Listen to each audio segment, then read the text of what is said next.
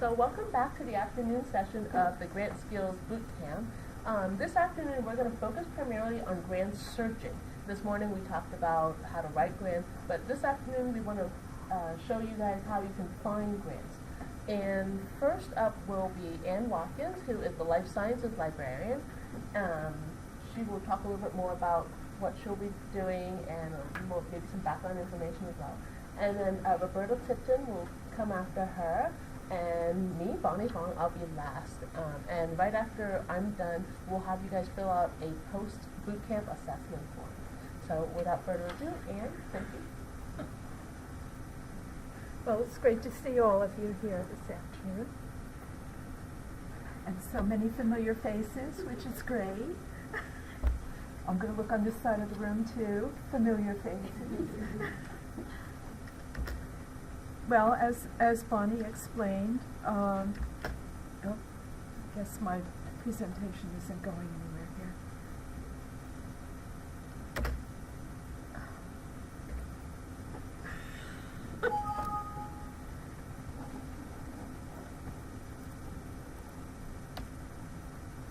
What did I, oh, okay, good, I'm sorry. As Bonnie mentioned, I'm going to be talking about the standard indexes and databases and how you can find grants information there. And then I'll be looking at some specific databases with grant information. Ms. Tipton will follow me with a third, and then Bonnie will be talking about government granting agency websites. And interspersed, we plan to have hands-on time so that you can do some exploring of your own. I wanted to be sure that you knew about keyword databases. Perhaps up to this point you've been using databases that are organized using subject headings or descriptors. We're going to make use of I'm going to demonstrate Scopus to you. This is a very large science database that is now incorporating a lot of social science information as well. But if your area of interest is humanities, then I'm afraid that this will not be helpful. There are some things you can do to help yourself in these databases. One is to set up an account, and I can show you a little bit of that in Scopus. Scopus also has a field identifier for the grant funder of the published study, and a lot of these databases do that.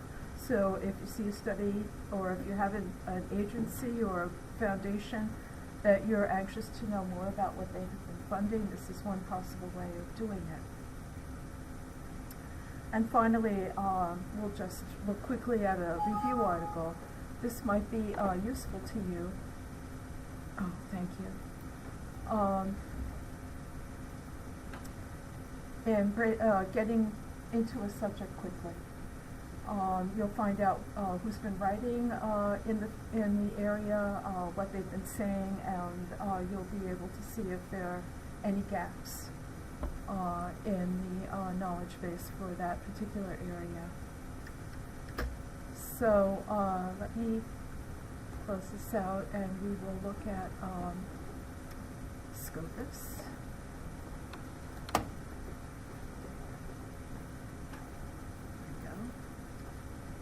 And you know about using the view all databases, which we will go ahead and do, and then go to S. And here we are with Scopus and our connect button.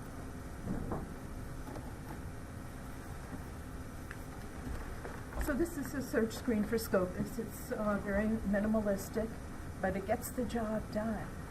So I'm going to enter my search terms here, but I can also use this pull-down menu to determine what it is I want searched, which area of the record. And if we look at this, you'll see that towards the bottom there's something for funding information, the funding sponsor or a number, so you can get at that grant information. I'm going to just go back to the default here. So I'm going to type in a phrase first. And I can go ahead and do my search on this one term.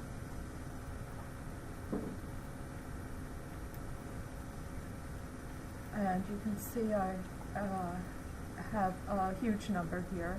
I'm going to go back. My search history is building here at the bottom of the screen. This is what I wanted you to see because I can keep track of things here. I don't have to feel under any obligation to bundle everything into one statement. And once my search history builds, I can work in that area as well. So the other term that I'm interested in is interprofessional relationships.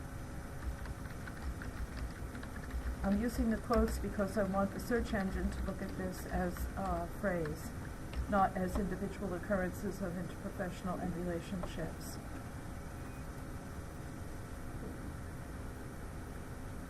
Okay, well, I don't really have that much this time, but there's something there. And now you can see in my search history here, I can click on Combine Queries, and I can follow the pattern here to get my ideas together.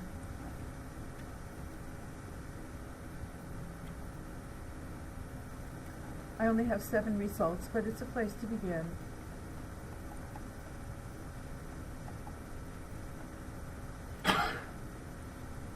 So this database wants you to click on the View Abstract so it doesn't come up automatically. We still have our Get Edit R button. There's no full text built in here, so you're going to have to use this. And we have the rest of the information we need to find the article. And we can mark things that might look good.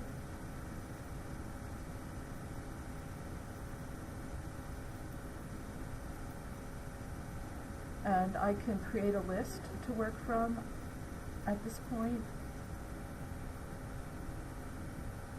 And then I'll be able to add to my list and then view all the things I care about at one time. As far as creating an account goes, you see the login button here. You can click here and create a record for yourself. I'll just log in here.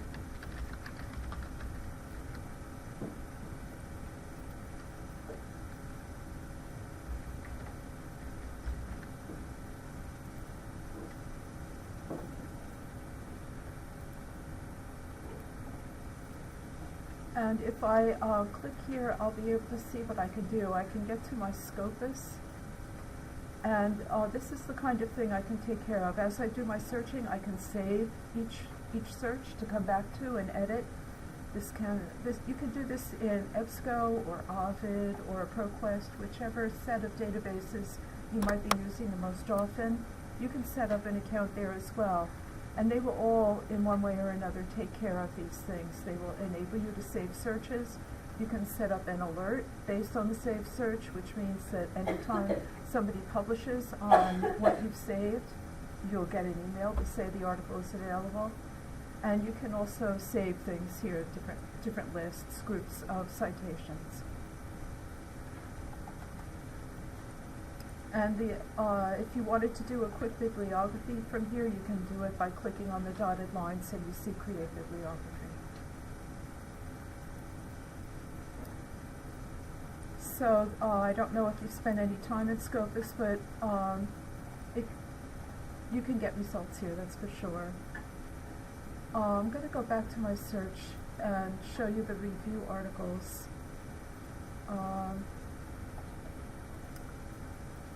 I'm going to search this as a phrase. You know what, let me just start over again.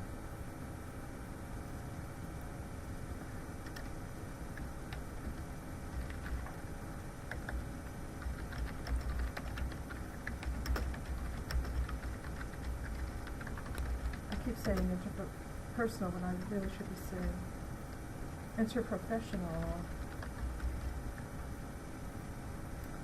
And then I'm going to use my limit and come down here to document type.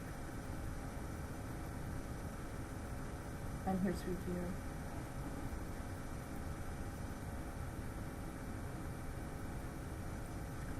Okay, I have 22 records this time. You see the citations same as the way we saw them before. I'm going to look at this Veranda article.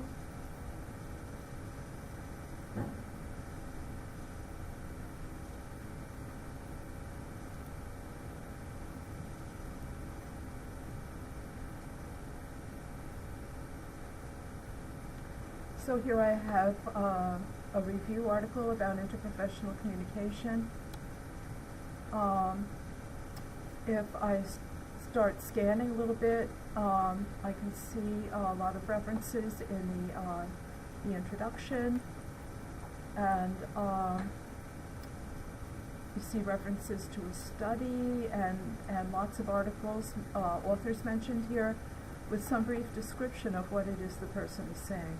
So you can see you're getting an overview of something, and you're getting it quickly. You're finding out who's been writing and what they've been saying. The other big advantage to you as a researcher is that at the end you're going to have a reference list, a substantial one.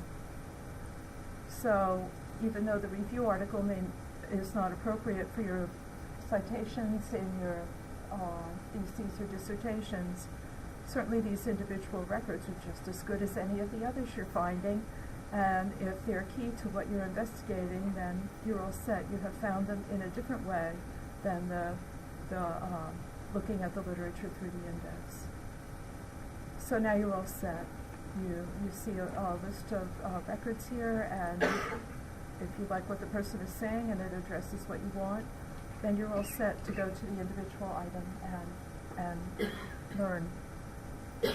So this is a technique that might be helpful to you as you do your work.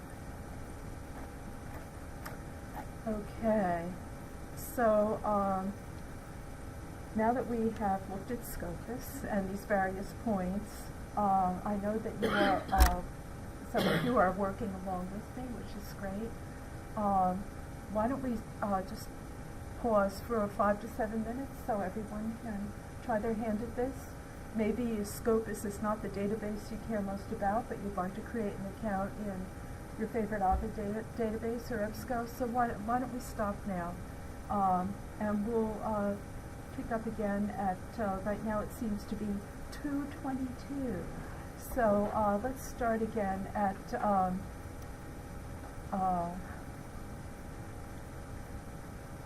2:30. So you have the chance to experiment with these things. And if you have any questions, please let me know. I'm glad to come to you.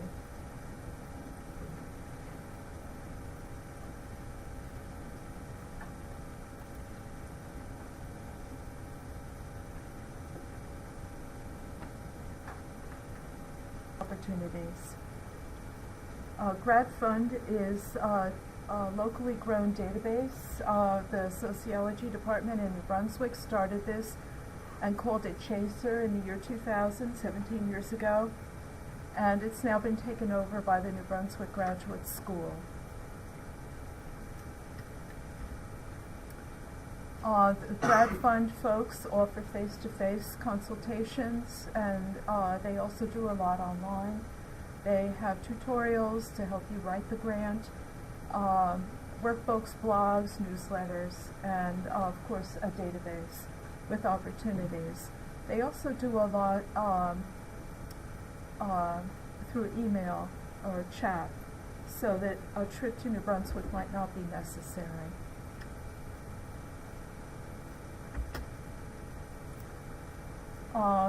When we go to the database, you'll see it's very plainly stated that the database is in a beta stage. It's relatively small, 3,500 sources, and then in order to get started you have to log in with your NetID, and I'll show you where the login is located. And then you can do some searching using keywords. And there's also a very nice hierarchical search there as well, these different filters. So let's go to GrantFund. Not sure if I can do it from here, but okay.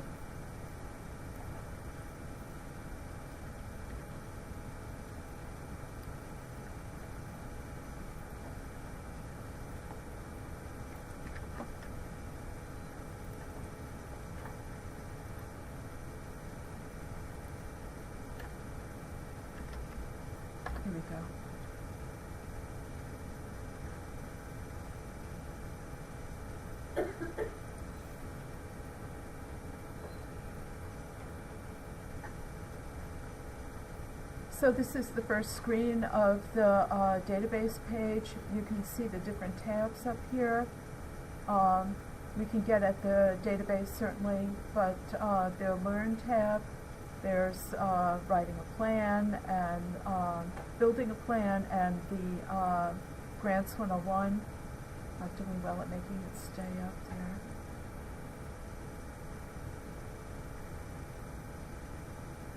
And different forms of advice, and the meeting and asking questions and so on. So you have a lot of possibilities here. I was successful in doing a search here yesterday, but this is the login button where you can go ahead and sign in.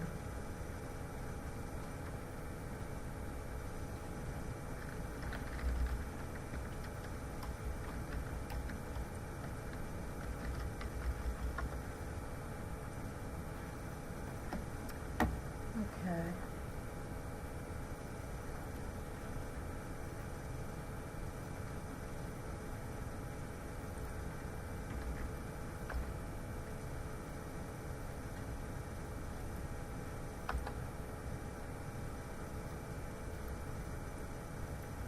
Well, this is a bit discouraging.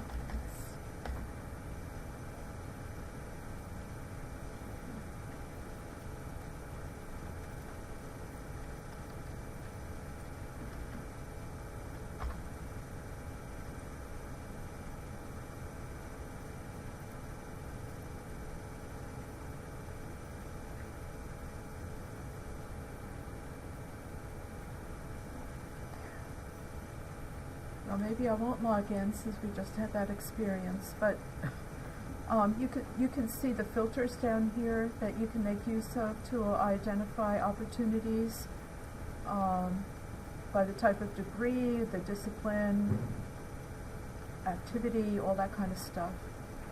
We can look at some of these so you can see what's involved. Different types of grant opportunities, what you're planning to do with the money, what kind of degree program you're in. Suppose I was interested in something that related to globalization.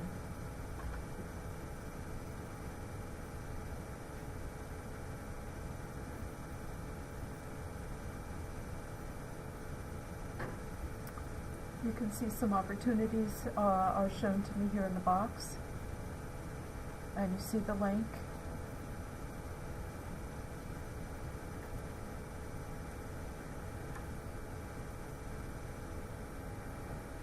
And I can use that to be taken to the description. And then it's there's a brief summary here as well as the link to the actual grant site.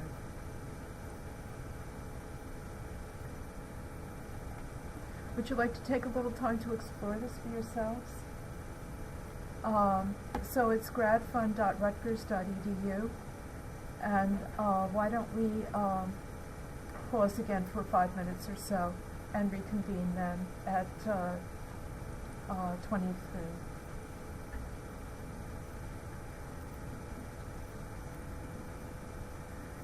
The next resource I'd like to mention to you is Grant Forward. This is a much more sophisticated tool than the one you just were looking at.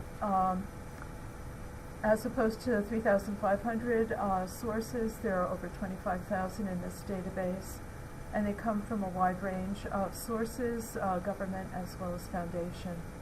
And they take pride in saying that the value of the granting opportunities is over $50 billion. So this is a place where it's suggested you create an account, and you can use a profile that will create a profile that will that you can share and use to find people who are doing research in a similar area. You can find them; they can find you. And then, of course, it's got the grant information, and you can do the searching by keyword or use a filter system. And then with your account, you can do what we saw in Scopus. You can save your search, set up an alert, or export data. So, and this is also important to know that it's updated weekly. So there are a couple of different ways of getting to Grant Forward. The one is through the libraries. It's listed as a database, just the way you saw with Scopus. We can connect that way. We can also go through the Office of Research and Economic Development, through their portal, which we're going to do, so that you get a chance to see what opportunities there are there in the way of support. So let me back here. Okay, so let me just review quickly so you know. To find Grant Forward through the libraries, you're doing the View All Databases, you're going to G, and here it is. The other choice is through our research office.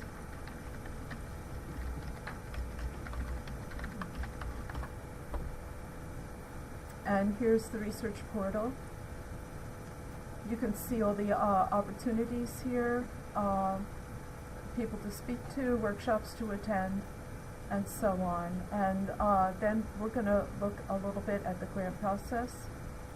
You can see this grid set up here. We can also just click right here. And you see our link to Grant Forward. But there are other opportunities as well. The grants.gov that Bonnie will be talking about. There's also funding agencies here at this NORDP. I don't know if you say Nordic.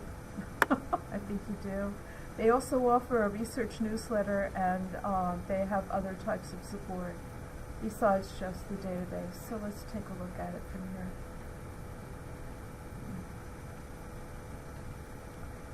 So now we can log in, create an account.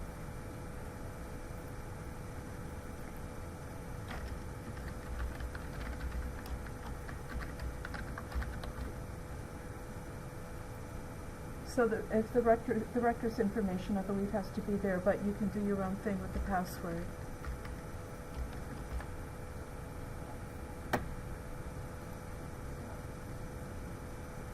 So you can see the opportunity to create a profile, which I have not done. But up here, with our tabs, we can do our searching. And now that I've logged in, I can save searches and review them again. So let's take a look. So you can see the filter system here on the left. And I can also do a keyword search. I saw a lot of folks doing things about refugees.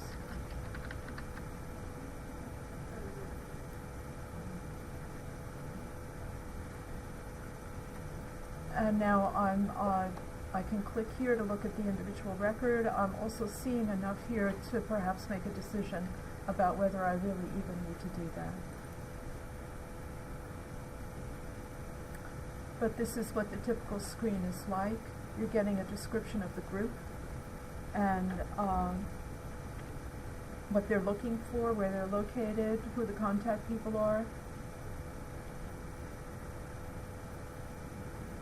And it looks like there's a URL here to take you to the application.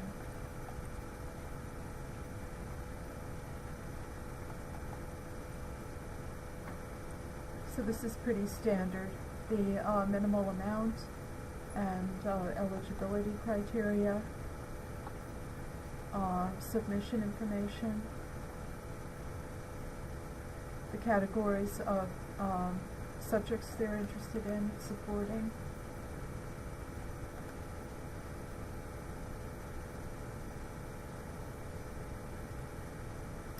And you see other ways of looking. Here we could search by sponsors and the people who did the work. You can also look at those different profiles. So this really looks a lot more fruitful than GradFund, doesn't it? So why don't we do another 7-minute break so you have a chance to look at this. So you have two approaches, and either one is going to get you there. Why don't we come together again at 5 or 3?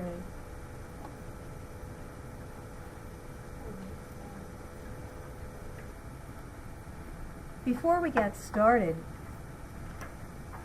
exploring the Foundation Directory Online Professional, which is available to us from Rutgers, the Rutgers libraries, I thought I would take a minute and talk to you about the Foundation Center and some of the things that they offer. You may be familiar with the Foundation Center, but if you aren't, in addition to this database that the libraries purchase, there also is a site called grantspace.org, which is a how-to.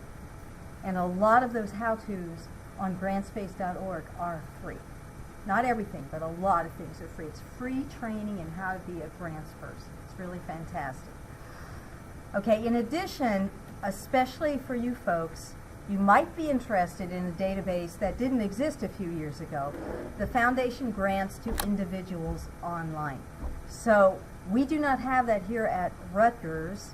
You can purchase access for a limited amount of time individually, and the cheapest one I think is about $20, $19.95 or whatever, and it's a one week. Anyway, it's a very limited amount of time. But if you need this for a limited amount of time, you can pay a few bucks and use it. Or there are some Foundation network locations. Our nearest one is the Elizabeth Public Library. So you can contact the reference department at the Elizabeth Public Library, make an appointment, and someone will search with you for free. There's also a New York Public Library Center in Staten Island, and then there's the Foundation Center Northeast, which is the New York office, and it's also in New York City, and it's also the original Foundation Center. I mean, it is the head office for the Foundation Center effort. And you can make arrangements to go to those places and search what they have for free. So just letting you know there are more resources than we're talking about today. This will be posted, by the way. I will give it to Bonnie and have it posted. Now, today we are talking about the Foundation Directory Online Professional, and you have a handout of how to get there directly, except I don't have a handout. Oh, thank you very much. Thank you. Okay. Okay, so I'm going to show you how to get there from the Rutgers University Libraries. So first you go to the Rutgers University Libraries site, which is libraries.rutgers.edu, view all databases as Ann showed us before, and just F for Foundation. And the last one under F is the Foundation Directory Online Professional. And you can go ahead and connect. If you're off campus, they'll ask you for a net ID and a password, and then you just go right in and search. And Noelle has very kindly offered to that I could use hers as a case study. There are other ways that we could do this, but let's just take a quick look. Connect.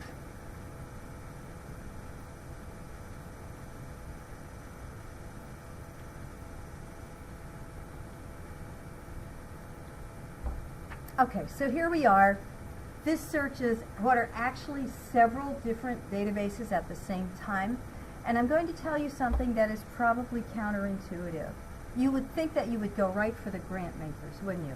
But actually, your most efficient, effective, clandestine search is to look for grants first. And then the grants will be arranged by grant maker, and you'll have the grant maker and all the grants they made all in one place. It's very, very handy. So I'm going to skip to search grants.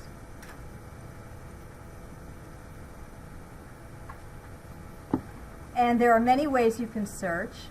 I could start with a keyword search. And I'm going to search historical marker as an exact phrase and just see if anybody gave any money for putting up historical markers. Now, I'm not limiting to New Jersey or anything. I just want to see, did anybody give such a thing? And I believe this is the one I saw. Philadelphia Foundation Enterprise Center in 2012. The grant maker was the Philadelphia Foundation. Okay. And the grant was for a 55th anniversary of American Bandstand commemorative historical marker. And in 2012, they gave $1,500 for that. So I was encouraged by that because I said, oh yes, people do give grants for this sort. Of course, we knew they did. But this is good. Okay, so we're not located in Philadelphia. We're going to have to be maybe a little more creative in order to find somebody in New Jersey that's going to give us some money for this. But still, it's a way to think about it. Think about searching grants, and that's searching by the subject, if you will, or exactly what you're after. And you can take a look at this and see that foundations, a few foundations all around, give money for historical markers. Houston Endowment gave $30,000. That would be interesting to look at. I'd be interested to see what the Ohio Historical Society gave $22.50 for in 2009. I was talking to Noelle, and she said she thought it would cost really more like $2,500 to do one of these. But you can see they range. Here's a 2015 Hamilton County Foundation in Ohio gave $3,000. So that's a reasonable amount of money. What you said is a reasonable amount of money. Probably costs more here to get it installed and whatever because of cost of living. Okay, so that's one approach. That's a very basic approach. There's another approach you can use, which is to use their fields of interest and their geographic. And I'm going to view their index, and I'm interested in history. Now, I'm not talking about African American history or anything. There may be another whole thing about like African American interest or something like that, but this is just plain history. And then the location,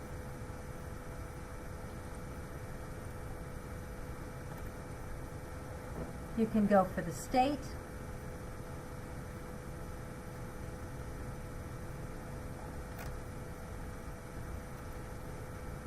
New Jersey. You can also just say, like nationally, United States, if you want to. But let's stick with the New Jersey just for now, because if they give in the United States, they might give in New Jersey. But that's what we're looking for people that give grants about history in New Jersey. We're going to go ahead and do our search now. And actually, this includes government grants, but I noticed they don't have the state grants here. So we'll talk about that in a minute. Okay, so we're searching, and we have 542 options here, and you can take a look and see, who's out there, what do they get. 1772 Foundation, Inc., Rhode Island. That's interesting. That wasn't the big retreat, was it? No, it couldn't have been. That was later. I don't know what the 1772 Foundation. Anyway, Rhode Island, but they gave money in New Jersey, which is, I don't know why, but they did. Okay, how are they arranged? The newest ones are here first, but it's always worth looking at the grants and trying to figure out, okay, High Five Foundation, New York, Save Ellis Island. And that outfit was in Bud Lake, New Jersey, but it has to do with Ellis Island, so that may be why. Okay, friends. Uh-huh. Okay, so there you are. And that's right here in Newark. Yeah, so let's see what they gave them. They gave them $15,000, and it was for Anna-Module History Project, which was, okay. And it was for program development, really? They gave them that to do the program or to develop? I'm not sure. Yeah, okay. All right, so those are fine. But you see you have things to choose from. You can look at those few hundred and go through them pretty quickly and decide, is this for me? But I was thinking of another source for you, and it's a state source, and it isn't in here.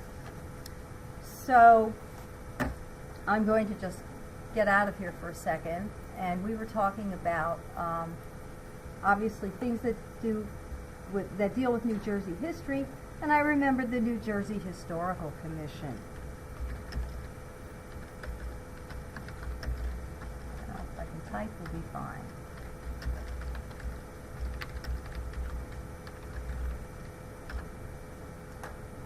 And government grants were supposed to be in that database, but that particular one I really didn't see. And here under the New Jersey Department of State Historical Commission is grant and award opportunities. Now, what they don't, project grants, here we are. And they say grants are available for both individuals and organizations. Now, if you're going to the things in the Foundation Directory Online Professional, you probably want to work mostly through an organization rather than trying to do it individually, but sometimes you can do things individually. Here's an item given by the state of New Jersey, and it's available, it says, for individuals and organizations. And then when you look at, they don't have the 2019 out there yet, but for the 2018, you had to give them a letter of intent to apply by March 21st. So it gives you an idea of what the deadlines are going to be for this year.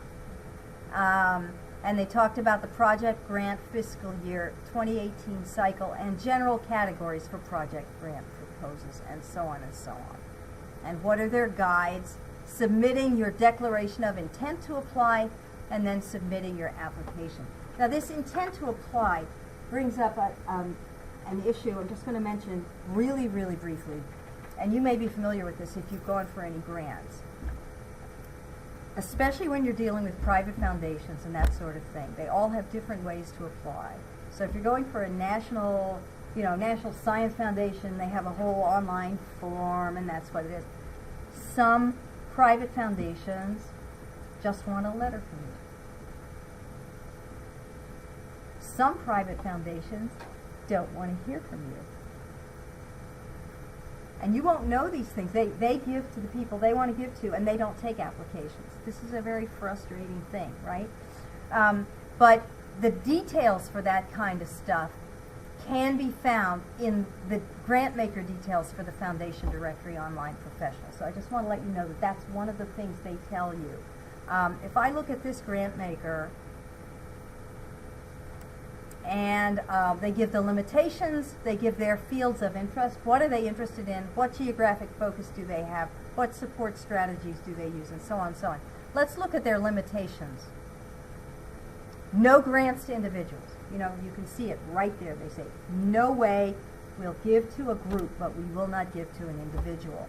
And then it says, purpose and activities supports organizations involved with arts and culture, education, children and youth, and human services. So that's really a very good array of things. And here are the subjects they're interested in.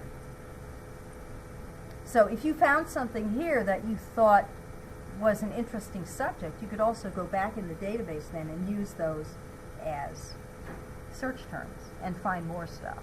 So let's say you were interested in arts and culture. You could do arts and culture, New Jersey, and then do that kind of thing. Or if you were interested in a certain population group, that's their term. So you could search under that. Yeah. And their geographic focus is New Jersey, and their emphasis is the arts, but they're not going to give anything to an individual. So for this, you would do collaboration. You know how everybody was talking today about, especially Dr. Gates was talking this morning about finding a collaborator and blah, blah, blah. Sometimes you have to hitch your wagon to a star and find a group that's doing something like what you're doing, and then you can apply. Okay, so this is the shortest possible introduction. And why don't we take a few minutes now? Let's take about 10 minutes, and we can play around individually with the Foundation Directory Online Professional. And I'll be walking around, and if you have questions, I'll be delighted to try to answer them for you. Okay, so the last part of today's talk is about going to the actual grant websites to learn about the kinds of grants that they're funding, or the projects that they're funding. So as I mentioned, the handout that I gave out has all of the links, and I'm just going to go to click here for it. This is our LibGuide for the boot camps, and there's the tab for our Grant Skills Boot Camp.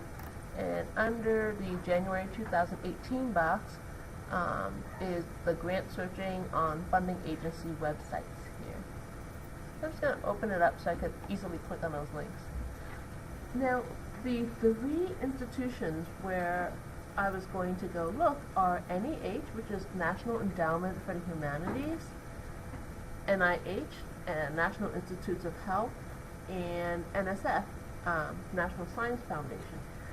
Because there's three of them, and I'm not sure that there's enough interest in at least one of these, I'm just going to ask, show of hands, how many are interested in National Endowment for the Humanities? Okay. Show of hands, how many are interested in the National Institutes of Health? And how many are interested in National Science Foundation? Okay, so it seems like there's most interest in National Science Foundation, so I'm just going to go backwards.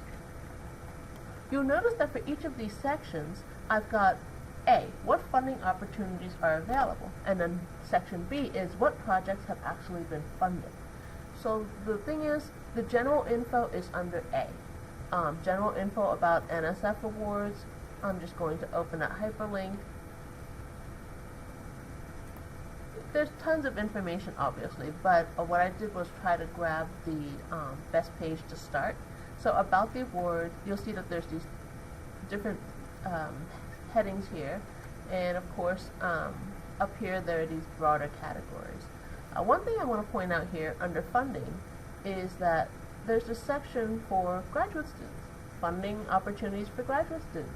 I think one of you or more of you might be interested in going into education. If you're talking K through 12, there's a section for that. I think at least one person asked about postdocs opportunities, so you might want to look at the postdoc fellows section. Maybe you have students in your classes that are undergrads who are really interested in doing research. Maybe they could look at this section about undergrad students, and those of you from the business school might be curious about funding opportunities for small businesses. This next link here, there's the A to Z index, but what I want to point out is this research area stuff. So National Science Foundation usually has people thinking only sciences, just the hard sciences. But if you note on the bottom right here, there's social, behavioral, and economic sciences. So those of you who are in the social sciences, National Science Foundation does also include social sciences. And these are the similar categories that we saw before, the special programs. And there's a lot here because, as you saw from this morning, Dr. Gates' slide indicates that NSF gives out a ton of money. So there's a lot of different programs. So this website is kind of busy. Advanced funding search. This is if you want to try and find out which grant project you want to submit your proposal for. I think actually that you could start here, but I think actually it might be a little bit easier for you to start the other way. What has been funded? Try to punch in some keywords there. For example, for this, I was going to try and search for urban air pollution, right? So, urban air pollution. Here's some search terms. Oh, by the way, there are search tips so that you know how to do a better search. These Boolean operators, how do you connect the terms so that the system knows how you want it to search. I think you guys mostly know Boolean operators. And means you want both terms to be present, or is often used if they're similar terms like river or stream. If you don't want something, you can write A, not B. In this case, they want elephants, not elephant seals. And there's some other tricks here. Many of the databases do have similar tricks, but every once in a while there'll be like a weird thing that they're doing. So if you see search tips, do click on it just to be sure. And of course there's other options about whether it's an active program or no longer active. They refer to that as archive, funding types, etc. But the reason I'm doing this is I want to show you that it doesn't work that well. Urban air pollution. If I did that search from this end, I would be like, oh, they don't really fund it. But that can't possibly be true, right? So instead, I'm going to go to the other side. What projects have been funded? And I'm going to use this award abstract database. And there's a bunch of stuff up here that you could search by, awardee, like who won the award, program information, etc. I'm actually just going to get a keyword here. And I'm going to say, same thing, urban air pollution. Now, in this hint, it tells me that searching in the keywords field means they're searching in the title and the abstract. So hopefully, I'll get some results. Oh, by the way, if you guys were looking to try and figure out like where to do your postdoc with whom, etc., you want to know what kind of grants this person might have gotten, you could explore by looking at the awardee information. If you're particular about which NSF organization you want to get money from, you could look there too. But I think the best way to search is by keyword and see who's been funded, and then look and see which organizations funded it. So, same search term, and I'm getting, it looks like 3,000 results, because only a maximum of 3,000 results are displayed. Well, this is great. It's better than two possible awards. And what I want to point out is on the left side, in parentheses, it tells you how many awards that is applicable for. If you're interested in just New Jersey, for example, 88 awards related to urban air pollution have been, that many projects have been funded by NSF. If you're curious about which organizations are funding it, you can look at these numbers. It looks like a lot of it's been in engineering, but a good number of in geoscience as well, which you might expect. And that might give you a sense of which of these directorates you want to focus on when you apply for funding for whatever topic you want to apply for. I guess some people might be curious about the amounts that are funded. It really depends on the project, so I don't really pay too much attention to that. There's also the continuing grant, which is actually a very large number of these.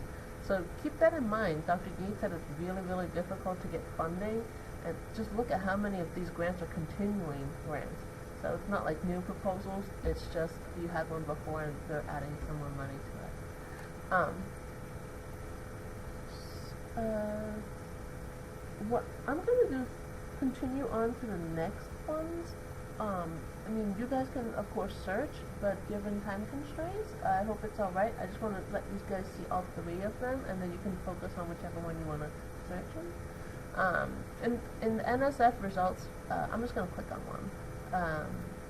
You get to see the abstract, like all of this info, of course, how much was funded, but I highly recommend looking at the abstract, especially of projects that were recently funded. Remember what Dr. Gates said about how you want to know what kinds of things they've been funding recently, and then perhaps take a half step away so that your research isn't too crazy out there for the folks on the panel, but it's close enough but different enough. Now with NIH, National Institutes of Health, this is the group that's got the most money. And as you can imagine, that means their website is probably a little bit more complicated. These are the different kinds of grants they offer, or awards or fellowships. You can read more about each of these different series down below. They'll describe them, and they'll have this, I believe it's an activity code, and I'll point out why that might be useful when we do a search for funded projects. Let's see.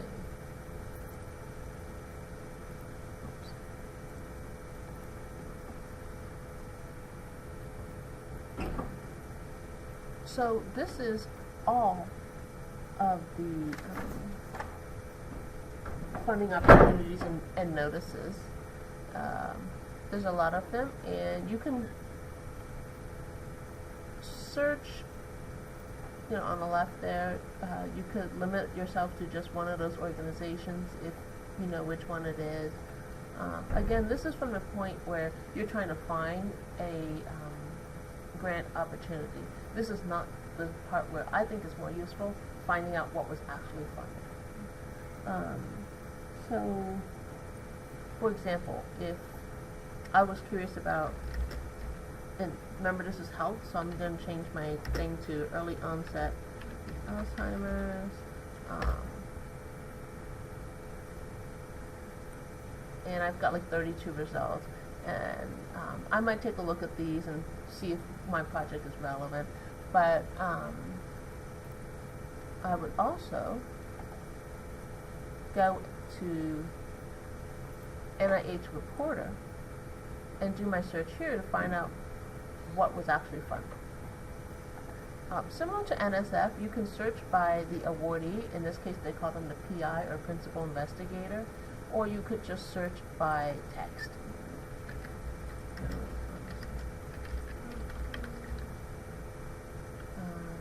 And of course, you can limit your searches this way. I'm just going to click enter.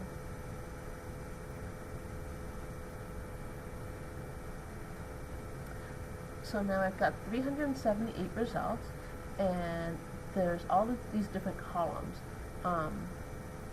ACT is the activity code. You'll see that there's some R01s and some Ks and all that.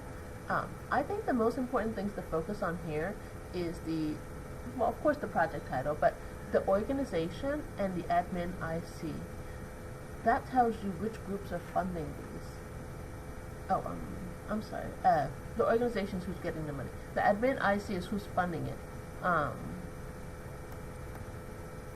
I meant the organization would be a good place to look if you're looking for like postdoc opportunities or anything like that, where you want to know what kind of research those folks are doing.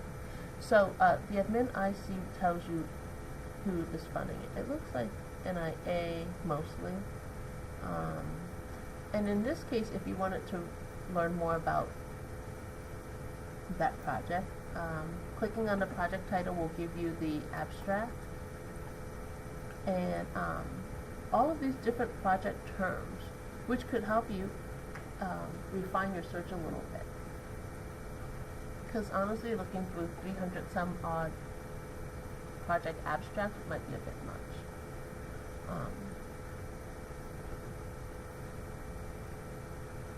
Any questions about NSF or NIH so far? Okay.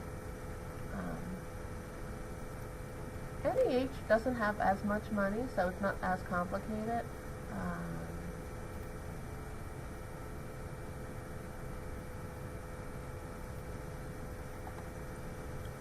So in terms of what funding opportunities they have available, it seems to me that it's just this list here.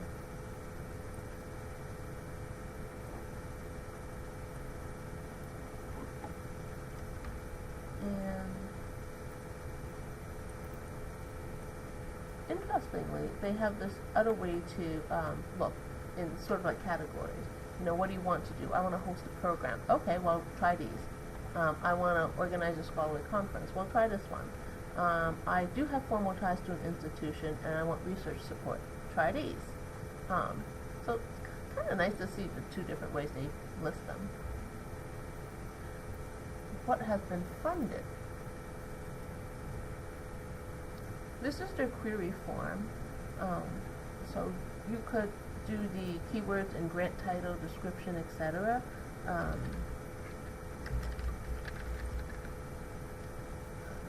I'm just going to type in digital humanities. I know it's kind of a hot topic these days. So I'm going to see if it gives me anything. I see it spinning. Okay, so here we go. 8,615 matches. So my search was way too broad. did any of these work? That's not good. Okay. I wanted that as a term.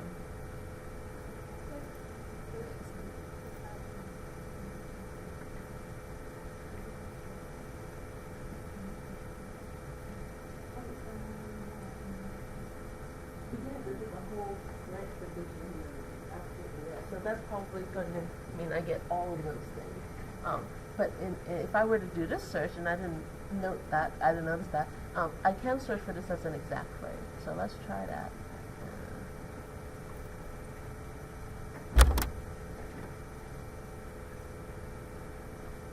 Okay, 276 matches. A better search than before, but still quite a lot because it is a particular grant name. So that's one way you could search. And I thought this was kind of interesting. It was a little bit more visual. I guess if you were kind of browsing, that might be good. I mean, you can search it up here, but I thought it was kind of nice to see something more visual. So one of the things that you may not realize is that work that's being done through grant funding, it's going to take a little while for that stuff to be published. So if you really want to be knowledgeable about what's happening right at this moment, you can actually search these grant websites and see, so-and-so at this computing institution just got this grant to do this kind of research. Maybe I shouldn't do that same research. And I'm not talking just about like applying for a grant to do that research, but for example, if they got money to do the research, they're already working on it. So if you want to do the same exact project, it's kind of a thing like who gets there first. So, I don't know. I just see other benefits of being able to search grant websites because of that. So, any questions about searching grant websites? These are just the three major ones. Foundations may not have as much information on their websites because they're a little bit smaller, but because these are kind of large government agencies, they've got a lot of stuff on their website. Well, if you guys want to search the different sites, that's great. If not, I do want to remind you of the post-bootcamp assessment form that's on our LibGuide here. Again, it's going to libguide.rutgers.edu/bootcamps and then clicking on the grant tab and then scrolling down a bit and under the January 2018 box, kind of near the bottom, there's a post-bootcamp assessment form. And as long as it says January 18 there, that's the one you fill out. If it says a different date, try again. Okay, thank you.